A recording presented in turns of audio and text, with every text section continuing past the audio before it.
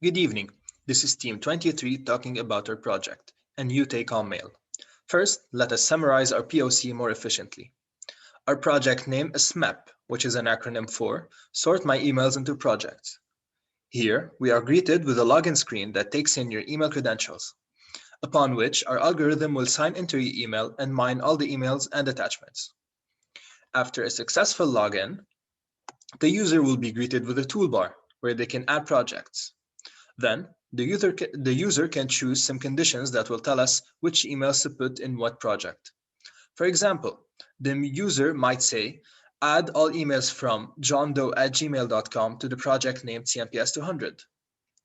The vision is that you won't ever have to scroll through your inbox, as every last email will be put in a project. If we dive into the backend, we will see the code that our team has written so that we can mine the emails.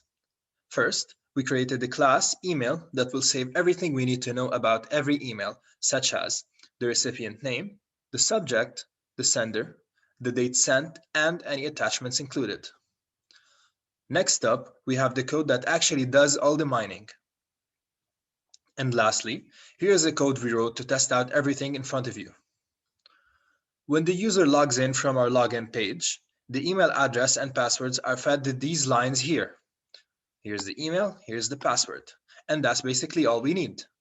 So now we'll just press play, and we'll wait a second for our code to run. By the way, here's what our files look like before the code has run.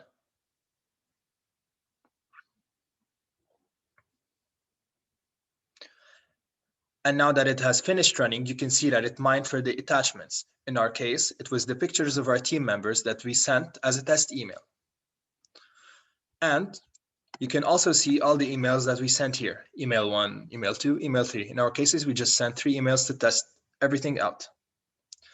And what have we been up to this past week? Well, for starters, we finished this Python code that mines for emails. And we made the prototype login and home pages. We also made this cute little logo that you see right here. From the technical side, we got familiar with Vue.js and started making the component that will be the project in our final product. But after a couple of days of use, we switched over to React, as we found its syntax more appealing. Our tasks for next week will be to have a prototype database up and running using MongoDB, and to have our finished projects component using React. Thank you for listening.